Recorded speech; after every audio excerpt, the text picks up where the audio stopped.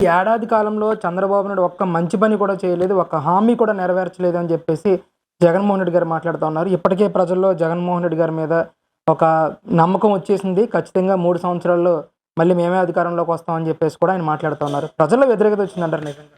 ప్రజల్లో వ్యతిరేకత వస్తే మరి ఎక్కడ నువ్వు బంగారుపాళ్యం పోయినా, మిర్చి యార్డుకు పోయినా, లేకపోతే ఇంకో చోటకి ఎక్కడికి పోయినా కానీ ఒకే టైపు కార్యకర్తలని ఒక బ్యాచ్ని తీసుకొని ఎమ్మడి పెట్టుకొని వెళ్తున్నావు. నాకు అక్కడ జనం రాకపోయినా నా అమ్మడి జనం చూడమని ఒక ఫోకస్ పెడుతున్నావు. అది ఒక్కడ ప్రజలు గమనిస్తూనే ఉండారు. నువ్వెట్ట పనులు చేశావో, లేకపోతే ఇవాళ రైతులకి ఏం చెయ్యాలనేది. మరి నీటి ప్రాజెక్టుల మీద హంద్రీనేవా ఇవాళ హంద్రీనేవా ప్రాజెక్టు ఓపెనింగ్కి వెళ్తున్నాడు. మరి నువ్వు హంద్రీనేవాలో నీళ్లు లేకుండా మరి డమ్మీ నీళ్లు నడిపి ఎట్లా అయితే ప్రోగ్రాం చేశావో అందరూ చూశారు. అందుకని చెప్పేసి అట్లా కాకుండా మరి తల్లికి వందనం అని చెప్పేసి మరి తల్లికి వందనం అమలు చేశాడు. తర్వాత వచ్చేసరికి మరి 3 గ్యాస్ సిలిండర్లు ఫ్రీ అనే దానికి అమల్లోకి వచ్చింది. మరి రైతులకు ఇచ్చేది ఇస్తానని చెప్తున్నాడు. తొందరలో కేంద్రం ఇయ్యంగానే మేము కూడా వేస్తామని చెప్పి రైతులకు చెప్తున్నాడు. మరి ఆగస్టు 15 కల్లా ఉచిత బస్సు అని చెప్పి చేస్తున్నాడు.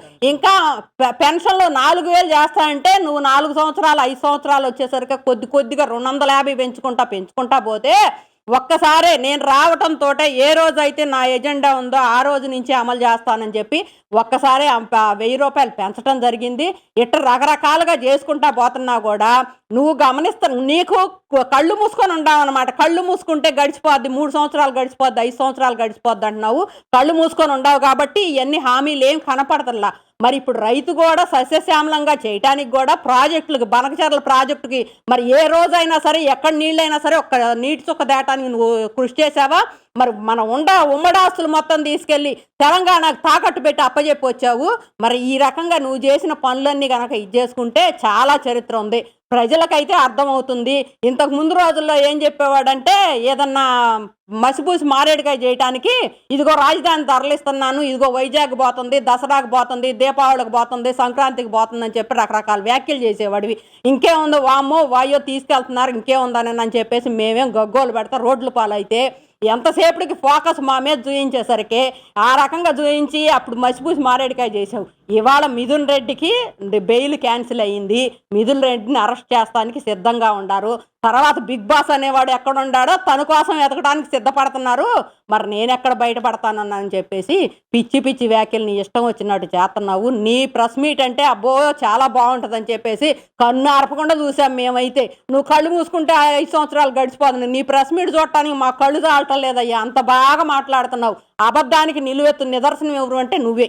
అంటే ఇక్కడ బనకచర్ల మీద కూడా జగన్మోహన్ రెడ్డి గారు రియాక్ట్ అవుతూ ఉన్నారు. ఒకవైపు ఏమో రాయలసీమకి నీళ్ళు అందించాలి, బనకచర్ల ప్రాజెక్టు పూర్తి చేయాలి, ఖచ్చితంగా పర్మిషన్ తీసుకురావాలని చెప్పి చంద్రబాబు నాయుడు గారు ప్రయత్నిస్తూ ఉంటే, రాయలసీమ ప్రాంతానికి సంబంధించిన ఎవరైతే జగన్మోహన్ రెడ్డి గారు ఇది పూర్తి అవ్వదు, ఇది అసలు సరికాదు, నీళ్ళు ఎక్కడి నుంచి వస్తాయని చెప్పేసి మాట్లాడుతూ ఉన్నారు జగన్మోహన్ రెడ్డి. ఏంటి ఎలా చూడొచ్చు? నువ్వు 5 సంవత్సరాలు ఏం గాడిదలు కాసావా? మరి ఈ ఉత్తరాంధ్ర నుంచి రాయలసీమ దాకా నీళ్లు నడపడానికి పోలవరం ప్రాజెక్టు అనేది ప్రారంభించి 70% పూర్తి చేసిన దాన్ని నువ్వు 2% పూర్తి చేసావు. సిగ్గు శరం లేకుండా ఇవాళ ప్రెస్ మీట్లు పెట్టి మాట్లాడుతున్నావు. ఆ బనకచర్ల ప్రాజెక్టు తీసుకురావడానికి ఎన్ని అష్టకష్టాలు పడుతున్నాడో మరి నేను ఢిల్లీలో పోయి మరి ఎంతమందితో ప్రెస్ మీట్లు పెట్టాడో మరి ఏ రకంగా చేస్తున్నాడో చూస్తానే ఉండాము. వాళ్ళని కొంచెం కన్విన్స్ చేయండి అని కేంద్రాన్ని కూడా అడుగుతున్నాడు. ఈ రకంగా చేస్తుంది కళ్ళు దొబ్బేసినట్టుంది. మరి నీ ఇష్టం వచ్చినట్టు మాట్లాడటం, మరి నువ్వంటే అబద్ధానికి నిలువెత్తు నిదర్శనం అని జనానికి తెలుస్తుంది. ఇంకా నేనుండాను, నేను చేస్తాను, నేను చూస్తానంటే నువ్వు పుట్టి పెరిగిన రాయలసీమనే నువ్వు ఉద్ధరించలేకపోయావు. మరి ఉత్తరాంధ్రని ఏం ఉద్ధరిస్తావు, అమరావతిని ఏం ఉద్ధరిస్తావు అని చెప్పి జనం సరైన తీర్పు ఇచ్చారు. నాకు ఈ 11 సీట్లు బాగోలేదు, వెంకటేశ్వర స్వామి పంగనామాలు ఉండట్టుండయి, నాకు ఒక్కటైతే బాగుంటుంది అనుకుంటున్నాను. ఆ ఒక్కటి కూడా వచ్చిద్దో రాదు, ఈసారి గమనించుకొని ఉండు. అంటే ముఖ్యంగా జగన్మోహన్ రెడ్డి గారు ఇదే ప్రెస్ మీట్లో మాట్లాడుతూ 2029లో ఖచ్చితంగా ఎలక్షన్కి ముందు 2 సంవత్సరాల ముందు మేము పాదయాత్ర చేస్తాం, ఖచ్చితంగా అధికారంలోకి వస్తాము. ఎవరైతే ఈరోజు తప్పుడు సాంప్రదాయాలతో ముందుకెళ్తా ఉన్నారో అధికారులు కానీ నాయకులను కానీ సినిమా చూపిస్తాను, బోన్ ఎక్కిస్తాను, అరెస్టులు చేస్తాను అని చెప్పేసి మాట్లాడుతున్నారు. అప్పుడు జరిగే సంగతి తర్వాత చూసుకుందాం కానీ ఇప్పుడు జరుగుతున్న ఆఫీసర్ల పాపం నీ అప్పుడు చేసిన శ్రీలక్ష్మిని కానీ లేకపోతే పిఎస్ఆర్ ఆంజనేయులను కానీ మరి విశాల గున్నీని కానీ లేకపోతే ఏ రకంగా అయితే ఏమి చేశారో ఎట్ట చేశారో పాపమంట ఒక లేత వయసు అతనంట మరి రాజీనామా మీ దెబ్బకు తట్టుకోలేక రాజీనామా చేశాడని చెప్పి మాట్లాడుతున్నాడు. సిద్ధార్థ కౌశల్ అతను నీ దెబ్బకు తట్టుకోలేక నువ్వు చెప్పినట్టు విని ఆ రోజు చేసి తెలిసి తెలియని అత్యుత్సాహంతో చేసిన పనులన్నీ ఇప్పుడు బయటపడతాయి అని చెప్పేసి తన జీవితాన్ని పణంగా పెట్టి ఇవాళ రాజీనామా చేయకపోతే నా పరిస్థితి ఏంటనేది ఈ రకంగా ఉంది. మరి నువ్వు వచ్చినాక నేను వచ్చినాక అది చూస్తా ఇది చేస్తాను కాదు, నువ్వు వచ్చేది ముందు చూసుకోమని చెప్పి మేము మాట్లాడుతున్నాము. రాష్ట్ర వ్యాప్తంగా కాదు, ఎప్పుడైతే చంద్రబాబు నాయుడిని అరెస్ట్ చేశారో 53 రోజులు నువ్వు బంధించి జైల్లో పెడితే ఎన్ని దేశాల్లో ఆయనకు మద్దతు వచ్చిందో అది చూసుకో. నిన్ను అరెస్ట్ చేసినా కానీ లేదంటే నీ పాదయాత్రలు చేసినా కానీ జనం నీ అమ్మట వచ్చేది లేదు, నువ్వు పాదయాత్ర చేసేది లేదు.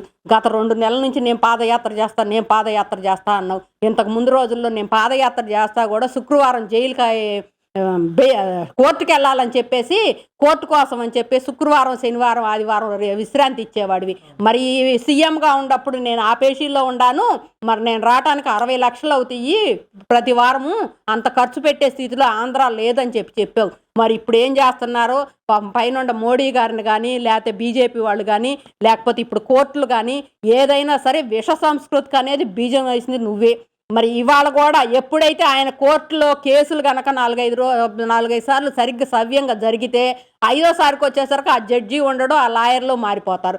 ఆ విధంగా ఆ పక్కీగా చేసుకొచ్చి ఇవాళ ఇంత అరాచకాలు ఇది అశాంతి నెలకొల్పడానికి వీళ్ళందరే కారణం.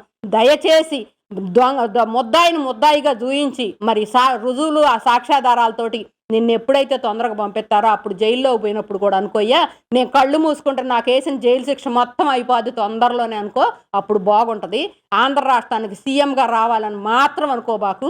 మా ఆంధ్ర రాష్ట్రానికి 2019 నుంచి 2024 వరకు పట్టిన గ్రహణం వదిలిపోయిందని మేము సంతృప్తిగా ఉన్నాము. ఇక ఆ గ్రహణం పట్టించుకోదలుచుకోవాలి ఆంధ్ర ప్రజలు. అంటే మాకు 11 సీట్లు అన్న వచ్చినాయి, రేపు 2029లో కూటమికి సింగిల్ డిజిట్కే పరిమితం చేస్తారు ప్రజలని చెప్పేసి కూడా మాట్లాడుతున్నారు. నువ్వు చేస్తానంటే అయిపోయిద్ది అంటలే కానీ పరిశ్రమలు తేటము, రాష్ట్రాన్ని అభివృద్ధి చేయటము. మరి నువ్వు 3 రాజధానులు పెట్టి రాష్ట్ర అభివృద్ధి అన్నావు. 3 రాజధానులు కాదు, 3 రాజధానులు కాకుండానే మరి రాయలసీమని ఎట్లా అభివృద్ధి చేస్తాను, ఉత్తరాంధ్రని ఎట్లా అభివృద్ధి చేస్తాను, అమరావతిలో ఎట్లా పెట్టుబడులు తీసుకొస్తానని చెప్పేసి ఇప్పుడు చూసే విధానాన్ని బట్టి ప్రజలందరికీ అర్థమవుతుంది. ప్రపంచంలోనే తొలిగా ఉండే క్వాంటమ్ వ్యాలీని తీసుకొచ్చి ఇక్కడ పెట్టడం జరుగుతుంది. మరి ఏ రకంగా అయితే గూగుల్ సంస్థలు కానీ బిట్స్ పలాని కానీ ఏ రకంగా అయితే ఇక్కడికి తీసుకొచ్చాడో అదేవిధంగా వైజాగ్ ఎన్ని కంపెనీలు తీసుకొస్తున్నాడో మరి శ్రీ సిటీ దగ్గర ఎన్నైతే పెడుతున్నారో ఇవన్నీ ప్రజలు గమనిస్తూనే ఉంటారు. రాష్ట్రాభివృద్ధికి తోడ్పడే నాయకుడు చంద్రబాబు, ఆయనకు ఆయురారోగ్యాలు ఇవ్వాలని మేమైతే కోరుకుంటున్నాము. ఆయన ద్వారానే ఆంధ్ర రాష్ట్ర అభివృద్ధి చెందుద్దని కూడా ఆలోచిస్తున్నాం.